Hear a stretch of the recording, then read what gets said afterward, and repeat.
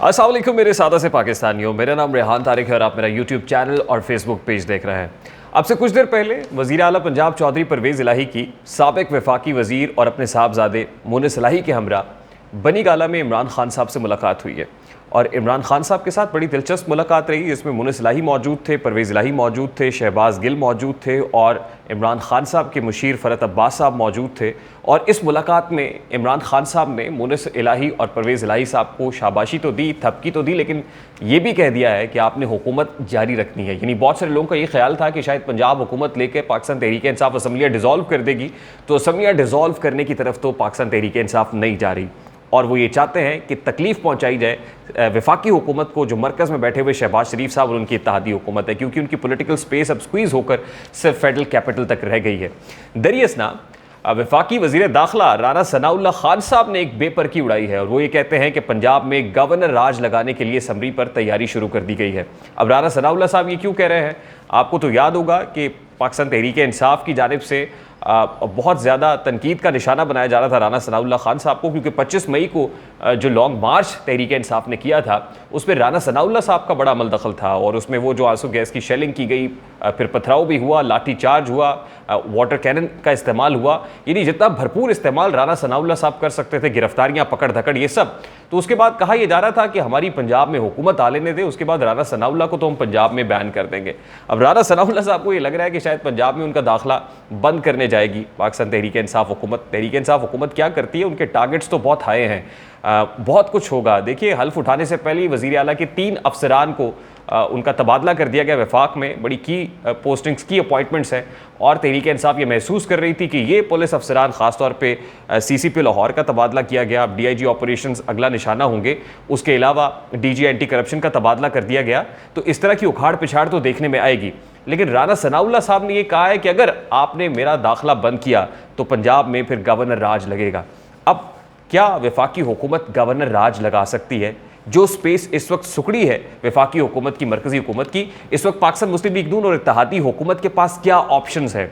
तो मेरे सादा से पाकिस्तानियों, इस वक्त 4 ऑप्शंस हो सकते हैं वफाकी हुकूमत के लिए या इत्तेहादी हुकूमत के लिए। पहला ऑप्शन ये कि पंजाब में गवर्नर राज लगा दे।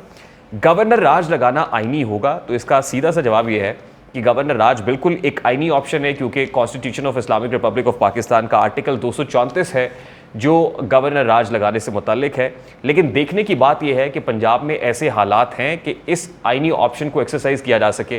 क्या आप ये साबित कर पाएंगे कि जो हुकूमत पंजाब में है वो आईनी तकाजे पूरे नहीं कर रही, जो उसकी जिम्मेदारियां हैं वो आईनी तौर पर अदा करने में नाकाम रही है? इसलिए गवर्नर साहब सदर ममलिकत को ये लिखें कि इमरजेंसी सूरत हाल है जिसमें आप चीफ मिनिस्टर से इख्तियारात लेके जो एग्जेक्टिव के इख्तियारात हैं ख़ास तौर पे उनको आप गवर्नर साहब को सौंप दें या आप अपने पास रख लें। क्या ऐसे हालात साबित करना आसान होगा? दूसरी बात यह है कि ऑब्वियसली सदर मुमलिकत का बड़ा रोल है। अब लोग ये कहेंगे कि सदर तो डॉक्टर आरिफ अलवी साहब हैं, वो गवर्नर राज कैसे लगाएंगे? दूसरा ऑप्शन ये है कि पार्लियामान कंसेंसस के साथ, यानी अपर हाउस और लोअर हाउस कानून साजी के ज़रिए से मुतफ़िका तौर पर यह फैसला करें कि पंजाब में गवर्नर राज लगाना है। फिर आपको पता है कि जब कंसेंसस के साथ दोनों हाउसेज ये फैसला कर लेते हैं तो सदर मुमलिकत के पास बहुत कम ऑप्शन रह जाता है कि इसको अपोज करें, तब भी गवर्नर राज लग सकता है। यानी गवर्नर राज लगाया तो जा सकता है, लेकिन क्या काबिल अमल है? गवर्नर राज लगने के बाद क्या होगा?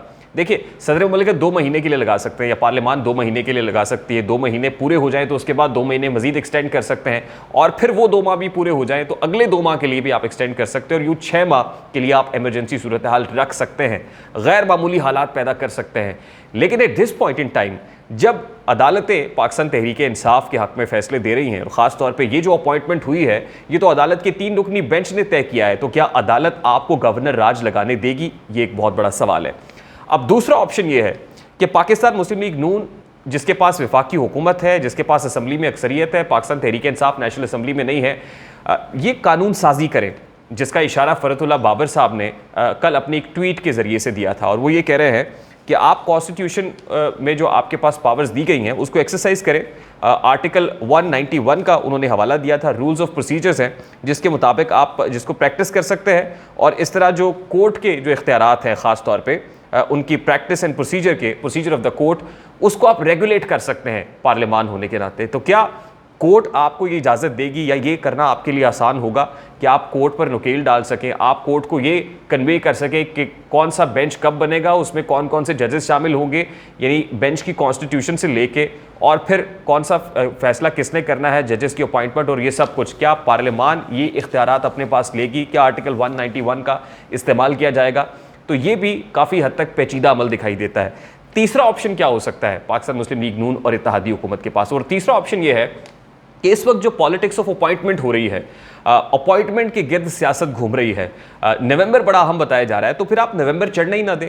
इससे पहले कि नवंबर आए आप 3-4 माह पहले ही आर्मी चीफ को अपॉइंट कर दें। क्या ऐसी दिक्कत है आपके पास? दिक्कत यह है कि जाहिर है जो अगला आर्मी चीफ आएगा या जो current chief of the army staff हैं, वो कभी नहीं चाहेंगे कि उनके टेन्योर में से 3 महीने माइनस कर दिए जाएं। तो इस वक्त हुकूमत को जो मुक़्तदिर हल्के हैं, पावर्स दैट बी, वो बिल्कुल ऐसा अमल नहीं करने देंगी कि आप हमारे इदारे के अंदर भी यूं नकब ना लगाएं, क्योंकि वो तो अल्टीमेट अपॉइंटमेंट भी आपसे नहीं कराना चाहते। वो इसलिए नहीं कराना चाहते कि वो समझते हैं कि आप एक कंट्रोवर्शियल गवर्नमेंट है और वो आप पर प्रेशर माउंट कर रहे हैं कि फौरी तौर पर फ्रेश मैंडेट की तरफ जाया जाए। चौथा और आखिरी ऑप्शन क्या है? अब 3 ऑप्शंस आपने एक्सरसाइज करके देख लिए। तीनों ऑप्शंस के बाद आपको ये एहसास हो गया कि you are trapped and deceived and you are being deceived badly. आपके साथ धोखा हुआ है, आपको दीवार से लगा दिया गया है, आपको चारों तरफ से हिसार बनाकर घेरा तंग करके ऐसा मारा गया है, ऐसी मार पड़ी है कि आप याद रखेंगे पाकिस्तान मुस्लिम लीग नून, जिसका पंजाब एक बहुत बड़ा पॉलिटिकल बेस है, उसको अलहदा कर दिया गया है। उस कले में दरार पड़ गई है, ऐसी दरार कि शायद जो आने वाले कई सालों में भर सके, जितनी इतनी जल्दी भरती भी तो दिखाई नहीं दे रही। वो कहते हैं ना, वो हमसे मिला नहीं करते, हम भी कोई गिला नहीं करते, और ज़ख्म दिल भरते भरते भरते हैं, इतनी जल्दी भरा नहीं करते, तो शायद इतनी जल्दी ये दरारें, ये ज़ख्म भर नहीं पाएंगे। तो चौथा ऑप्शन ये होगा कि आप ये कहें कि ठीक है, अब हम भी अना के बांस पर चढ़े रहेंगे, अना के घोड़े पे सवार रहेंगे और हमने हुकूमत पूरी करनी है। तो फिर चौथे ऑप्शन को लेकर अगर आप हुकूमत की टर्म पूरी करने की तरफ जाते हैं तमाम तर ऑप्शंस को एक्सरसाइज करने के बाद, तो होगा क्या कि हुकूमत तो आप करेंगे, लेकिन आप टैक्सेस भी इंपोज करने जा रहे होंगे, आप बिजली की कीमतें भी आप बढ़ाएंगे। पंजाब हुकूमत ये कहेगी कि ये देखें, ये तो विफाक कर रहा है, केपी हुकूमत ये कहेगी विफाक कर रहा है, सिंध हुकूमत के भी स्टेक सिर्फ सिंध तक है। आप बिजली भी बढ़ाएंगे, आप IMF के साथ जो कड़वा घूंट पी चुके हैं उसके नतीजे में आवाम पर टैक्सेस भी आयद करेंगे, पेट्रोलियम मसनूआत की कीमतें भी बढ़ेंगी, लेवी भी हर महीने 5 रुपये बढ़ेगी। तो इसका सारे का सारा मलबा आपके ऊपर गिरेगा और फिर नेक्स्ट इलेक्शंस के अंदर अवाम आपको बता देंगे कि भाई आपने कितने नेक शगुन और नेक काम किए हैं। तो ये 4 ऑप्शन इस वक्त हैं हुकूमत के पास, लेकिन बेस्ट ऑप्शन यही है कि आप हुकूमत से बाहर आएँ एज अर्ली एज पॉसिबल, आप फ्रेश मैंडेट की तरफ जाएँ, इलेक्शंस कराएं। यही मेरे सादा से पाकिस्तानियों के हक में भी है और इसी में हमें रिलीफ मिल सकता है। आई होप कि ये 4 ऑप्शंस आपको समझ आ गए होंगे, और पाकिस्तान मुस्लिम लीग नून के अगर हल्के भी सुन रहे हैं तो 4 ऑप्शंस को एक्सरसाइज करने का फ़ायदा कोई नहीं होगा, मेरा और आपका टाइम वेस्ट होगा। टाइम वेस्ट करना चाहते हैं तो ज़रूर कीजिए, अगर नहीं करना चाहते तो फौरी तौर पर इलेक्शंस कराएं। अस्सलाम वालेकुम।